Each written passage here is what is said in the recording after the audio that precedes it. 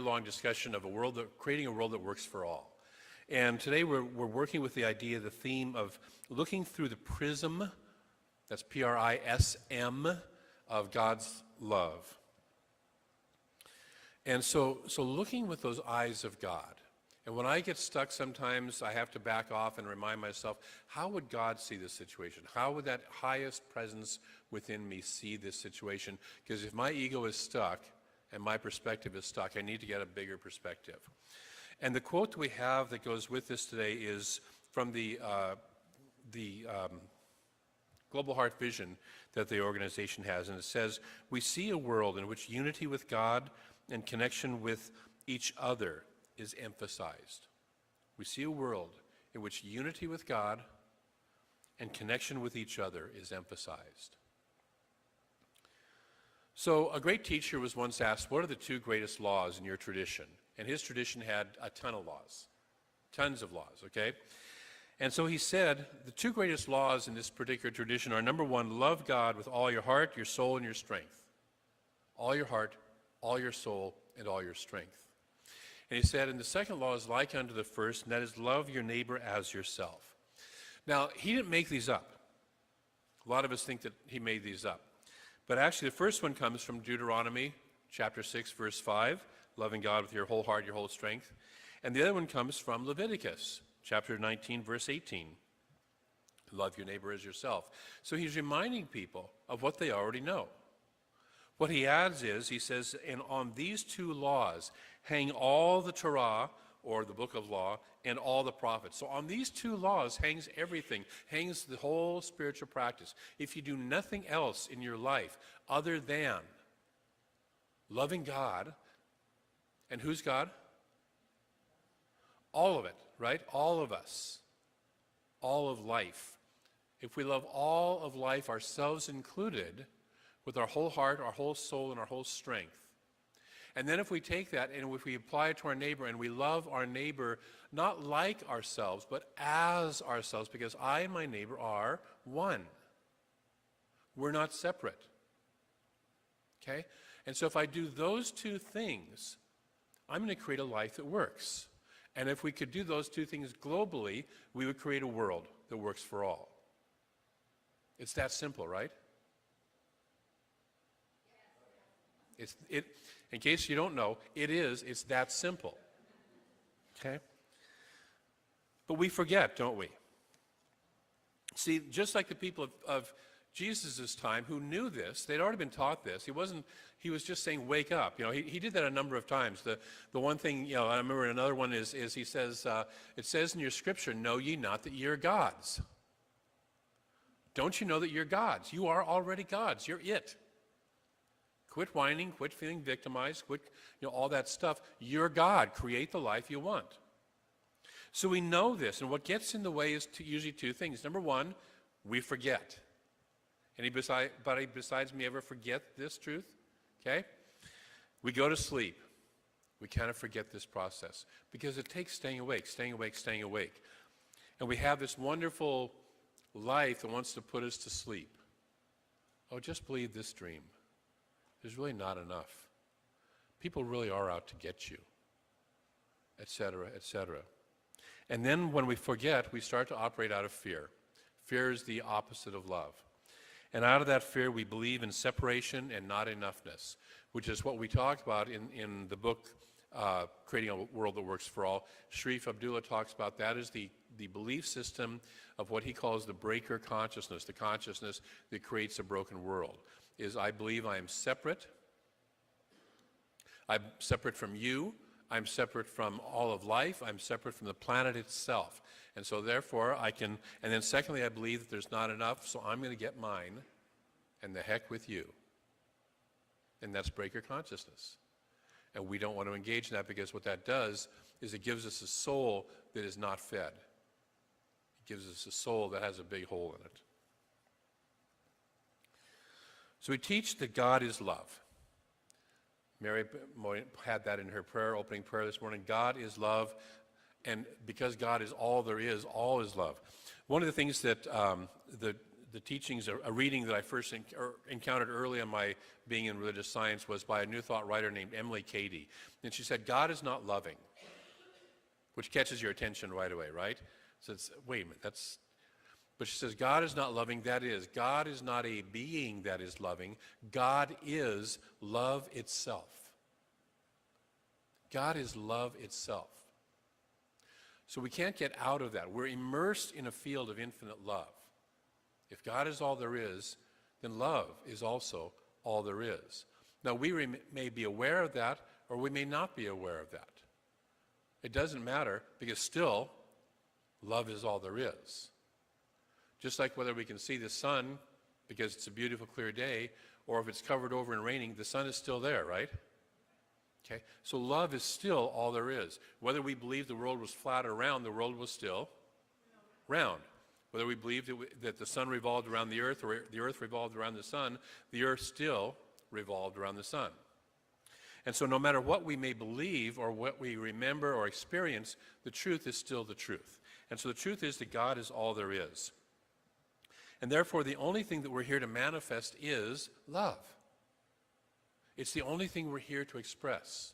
And we do it in all sorts of forms, and in all sorts of ways, and in all sorts of possibilities and how we do it, but we're still expressing love, whether we're conscious of it or not. Jesus in the Gospel of Thomas says, which is one of the Gospels from the Nag Hammadi Library, the Dead Sea Scrolls, he said, if you bring forth that which is within you, and what's within us?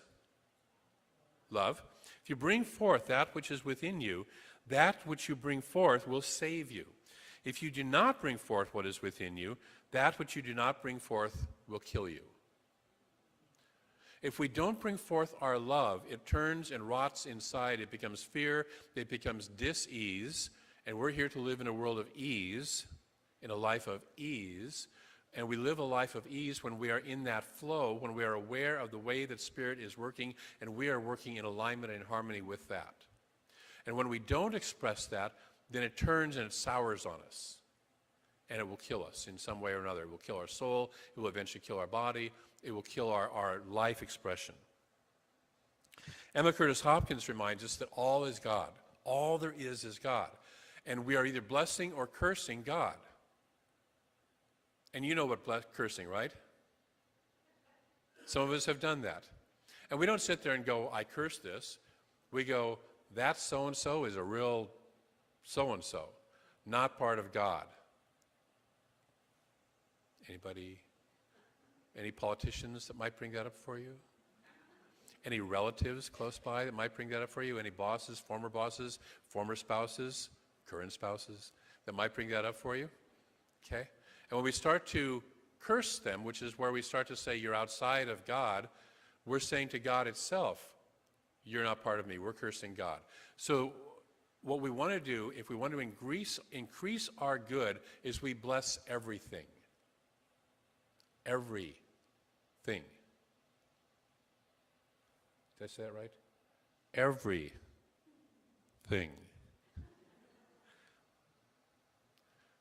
That's our, if we did nothing but a spiritual practice of blessing everything, our lives would be magnificent expressions. So speaking of blessing everything, last week we talked about the two things that a minister is never supposed to talk about from the pulpit, right? And they were sex and money. And what did we talk about last week? God, must be about to talk about sex today, huh? It's Valentine's Day. It's a good day to talk about sex. A few people also said one other thing, and I want to just do a clarification for that. They said politics. And just so you know, on the legalese of politics, in order to maintain our 501c3 status, we cannot ever endorse a candidate, whether it's for city council or for the presidency of the United States, okay? We can't endorse a candidate. I cannot tell you that I think you really should vote for Jon Stewart because I think he's smarter than all the other politicians out there and would make a fabulous president. I may think that, but I can't, officially endorse that. I'm teasing. We can, by the way, endorse issues.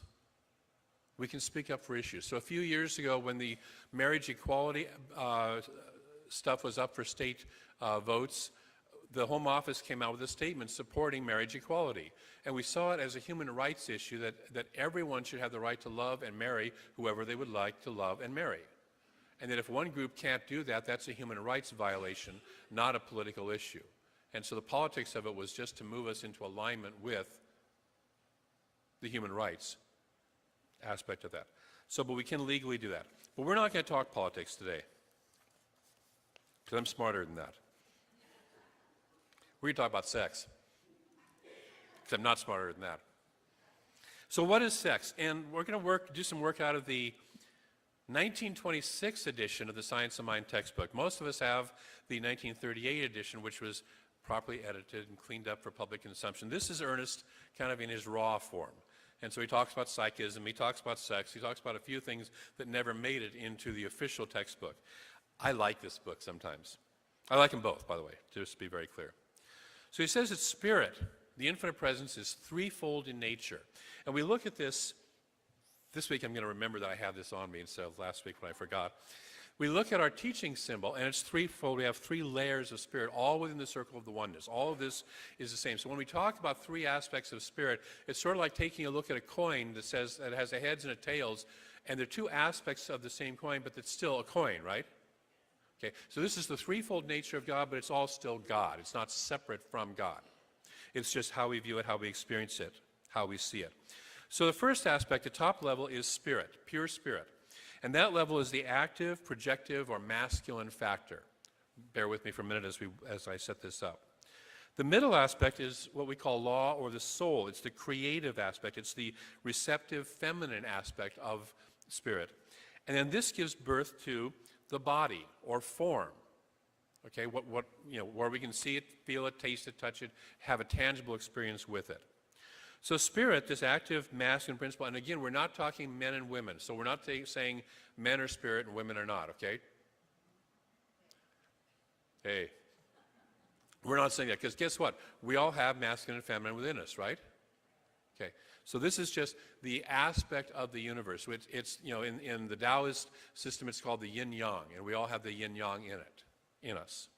So the spirit, this active principle, impregnates with ideas, starts with ideas, and impregnates the soul, or the receptive, creative aspect of ourselves. That soul then gives birth to ideas, which show up in form. Okay? They're clothed in the flesh, if you will. Now, we want to have that because if you and I want to have something in this world, we want it clothed in flesh, right? Okay? Okay, we discussed this last week, for those of you who were here. If you want that chair to sit on, you want it there not as the idea of a chair, you want to be able to sit in the chair, right? If you sit on the idea of a chair, that's like, you're sitting down in the chair just as somebody pulls it out from under you. You're sitting on the idea of the chair because you saw it there, you had the idea it was there, but it's not really there. And you have a different experience than if you sit in the real chair. So all of this is one. All of this is really one. So everything we do is this creative process that moves from this, that combines the masculine and the feminine, and out of that creates the form. And we see this for sex. This is how we all got here, in case you don't know. Right? Okay? It's the process of what we do. It's also how all ideas got on the planet. Somewhere we had a creative idea. See, if I wanted to have a chair, this is a practical idea, if I wanted to add more chairs to this church, I would either go make more chairs, or more likely, call somebody who makes chairs, the soul, the creative aspect, up and say, would you make us some chairs and deliver them to us? And they would show up in form, right? And we would have more chairs here. Okay? So that's the process. It's a very simple process. We've all done it. What I also want to talk about is, reading from the 1926 edition, Ernest says life is androgynous. In other words, it contains within itself both the masculine and the feminine factors. The male and the female of creation come from one principle. All comes from the one, and all will return to the one. All are now in the one and will forever remain in the one. So everything, all of this, is still within the one infinite. But it has aspects, it has expressions. So that's what we're working with. Back of all manifestation, okay, is the desire to create. So until we have a desire to create, nothing happens, right? In Zen Buddhism, there's this little practice where there's this idea in a number of different spiritual traditions, if I could just get rid of all my desires, I would be happy. I would be enlightened. And so the Zen Buddhist, gets the assignment from the teacher, go get rid of all your desires. And so he or she spends 10 years in the Zen monastery, cleaning the latrines, cooking, doing all the stuff, raking the leaves, raking the sand in the sand garden. And finally comes back, and they've been processing, and finally they realize there's nothing more they desire. They have gotten rid of all the desires. And they come back to the master, so happy. They say, Master, I've gotten rid of all my desires. And the master looks at them and says, why did you do that? Oh, I desired enlightenment. I guess I have to get rid of the desire for enlightenment. And when they go to get rid of the desire for enlightenment, they find out they can't. Because it is the nature of the universe to desire. You know how we know that? Because there is a universe. We have this manifest universe. The infinite must have had a desire to express itself into and as stars and planets and oceans and land and trees and rocks and animals and plants and us, right? It had this creative urge. Divine urge is what Ernest Holmes calls it, this creative desire, this desire to create. And so we are all expressions of that. This is our nature. This is our nature. And so back of all that, from that desire to create, that desire gathers energy and it produces power in order to express itself. So we are here to gather energy and produce power in order to manifest and in order to be like the divine, in order to manifest consciously here on this planet. That life urge is powerful. That life urge is the same urge that will cause a little seed to break apart the earth to send roots down into it. It'll break apart concrete. It'll establish itself on a rock. You've seen this? We see things that are growing that you go, how did that ever get there? Okay? That's that divine creative urge. It is so strong and so powerful that it will do anything to express. So spirit is coming forth into expression by the sending out of this energy into action. And it happens throughout all of creation. Have you noticed that sex happens everywhere? Yes? Plants, animals, us. It's happening all around us. Probably stars are having sex. We just don't know how to define what that looks like, So humans reenact the divine nature. Ernest says the back of every act of man is some form of desire to express. All that man is his mentality, his mind, both conscious and subconscious, plus what he expresses. All we are is our mind, the creative, choice-making conscious mind, the creative, or the aspect that does the creation, which is our subconscious mind, moves it into form, and then the form itself. That's what we are. That's essentially who we are. That is all that we are. Our thoughts, our feelings and expressions, and what it is we move into form. So sex is perfectly natural. We like to say it's often a part of the expression of love and affection, but it does not have to be. Right? So we can love and be affectionate with somebody without sex. We can also redefine sex if we look at it as the creative act, that two people can get together and have sex by creating a business together. Okay? Yes? By creating a work of art together. If you've ever been part of like a symphony or a band or something that after you've performed, you sit there and go, wow, that was really good, when it's really good. Because you've gotten together and invited in this same creative energy and expressed it forward. Okay? Ernest says that the sex relationship is not necessary to the expression of real love. Love is the givingness of the self, And if this givingness is complete, the sex will take care of itself.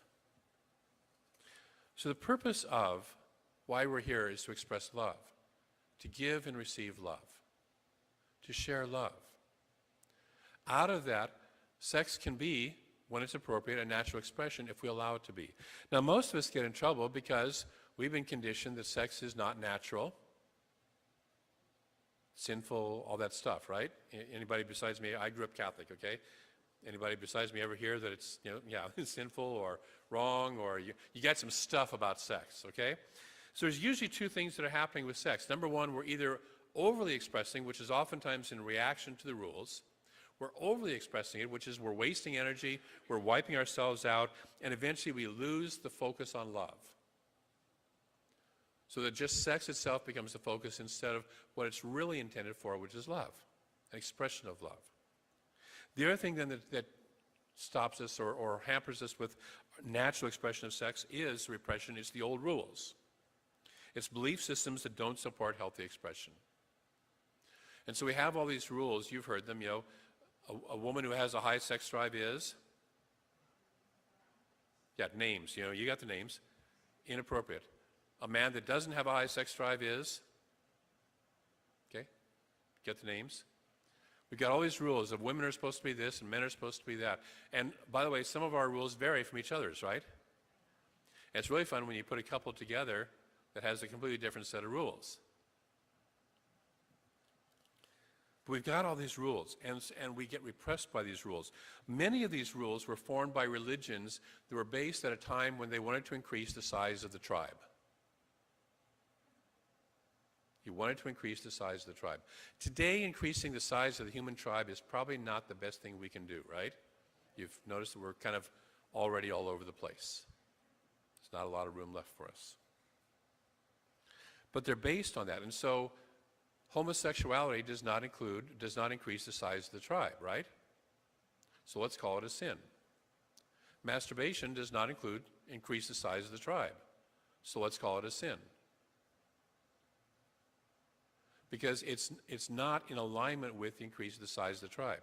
Just like back when there wasn't any refrigeration, we could call the eating of pork a sin because you were likely to get trichinosis from eating the pork.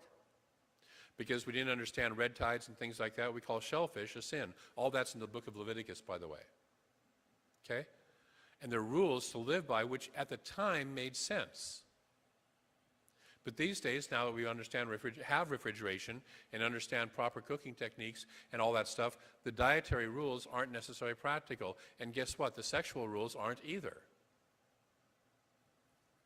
Take a breath. So today what we want to do is apply sex with wisdom. And wisdom is the combination of our head, our intellect, and our heart, our ability to see relationships. And so sex with wisdom looks like sex with consent, mutual respect. Sex with wisdom looks like being with people who are old enough to make a conscious choice, right? Sex with wisdom says that I can be with whomever I'm genuinely attracted to. Yes? Now here's the deal. Who I'm attracted to may not be who you're attracted to, may not be who that person is attracted to, may not be who that person over there is attracted to.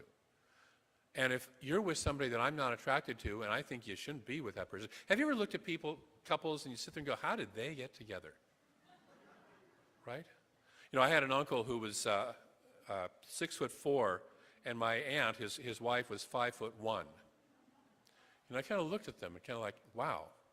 I had a cousin who was he was 400 pounds, big, large guy, with a very attractive wife. And even my mother sat there and went, how do they, my mother didn't talk about that subject very much, but even she out loud pondered. So we look at people and we say, how does that happen? Why do they attract each other? But why they're attracted to each other is none of our business. I'm not here to tell you who you should or should not be attracted to. It's none of my business. And so if you're attracted to somebody who's a different color of skin than you, if you're attracted to somebody who is the same sex as you, if you're attracted to somebody who's a different socioeconomic status than you, a different religion, a different nationality, that's none of my business. Right? And so we allow ourselves to feel authentically, who am I attracted to? Now what happens oftentimes is we get into rebellion, so we go out to somebody that we're not really attracted to, but because we're breaking the rules. My little sister, when we were young, used to go out with guys that she just knew would tick my mother off.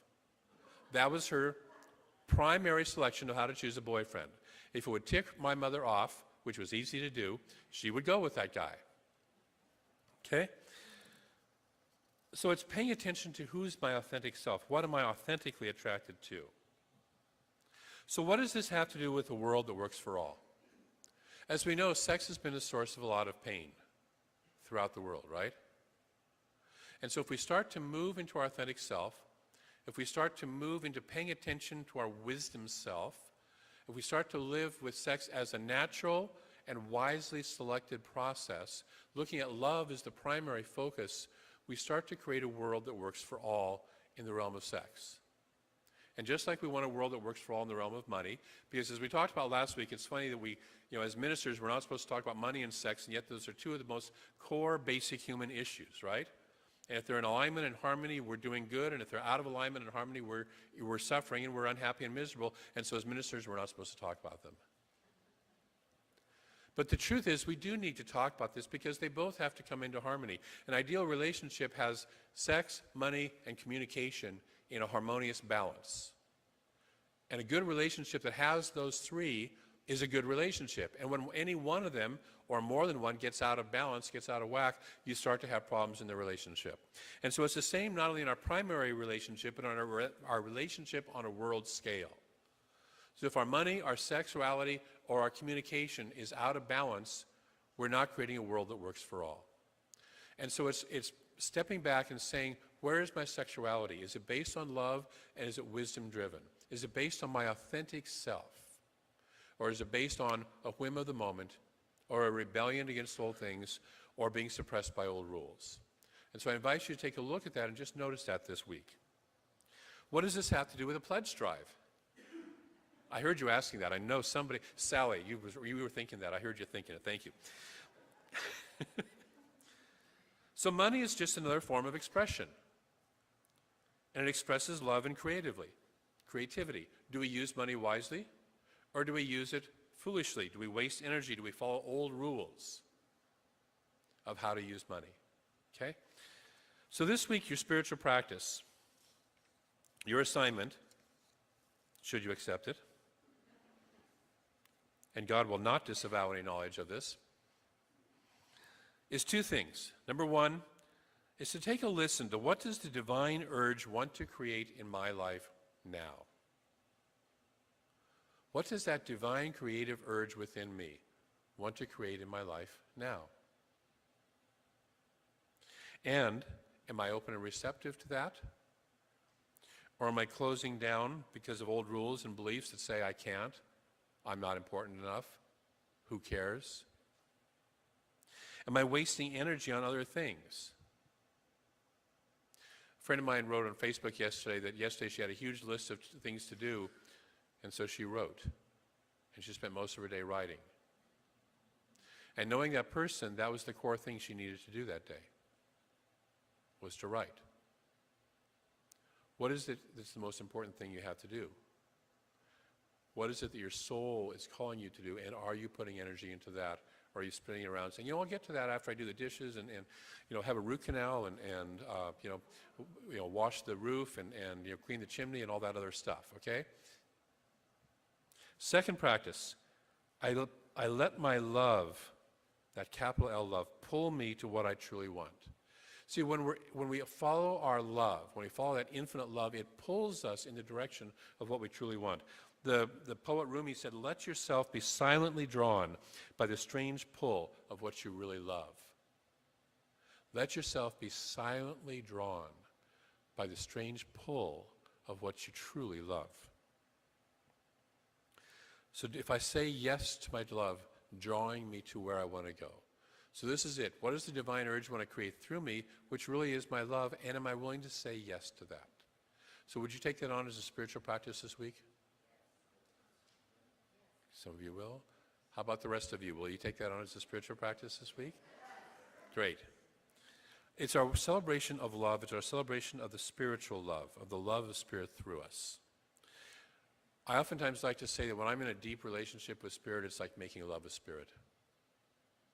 When I sit in a really deep meditation, it's like making love with Spirit. And so I invite you to make love with Spirit, and let Spirit make love with you. I want to close with a quote from the Current Science of Mind textbook. One of my favorite quotes. "Love is the central flame of the universe, nay, the very fire itself. It is written that God is love, and that we are his express likeness. Love is self-givingness through creation, the impartation of the divine through the human." Love is God making us. We are, there's an old Talking Heads song, we are creatures of love. We are that expression of love, of the divine. Love reigns supreme over all. The essence of love fires the heart, stimulates the emotions, and renews the soul and proclaims the spirit. This week I invite you to be in love. You don't need somebody or something to be in love with. I invite you to be in love. Thank you. Let's move into prayer. And so knowing that that infinite presence is love and only love, pure, perfect, holistic love, the real thing.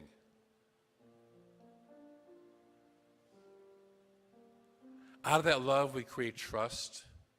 Eric talked about finding that he could be in trust, which is another way of saying that the teens could be in love and hold each other in love to such an extent that they could trust each other. We are immersed in that infinite love, whether we're aware of it or not. We are there right now. Because that love is all there is, each of us is one of that love right here and right now. Whether we remember it, whether we're aware of it or not, we are love in form. That is our nature. And so I speak my word that this week we allow that love to express in the most beautiful ways possible.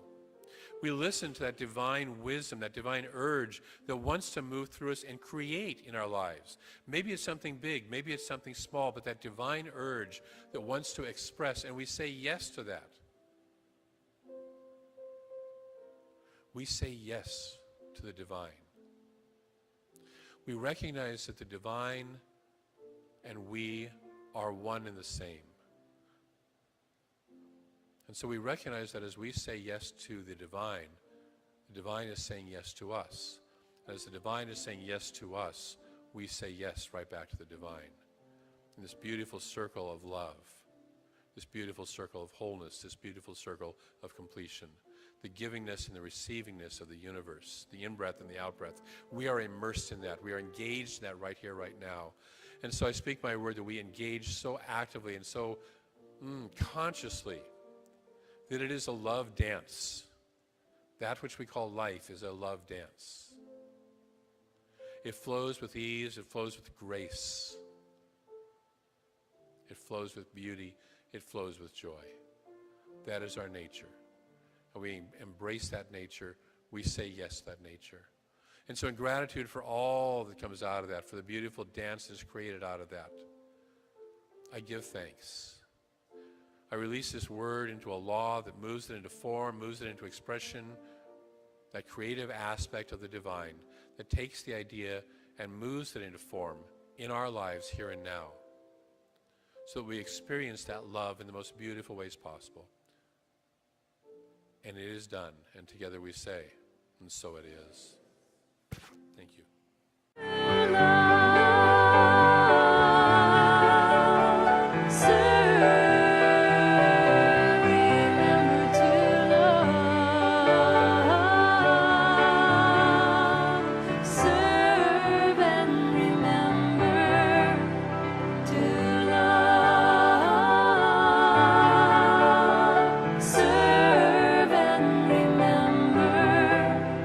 To love,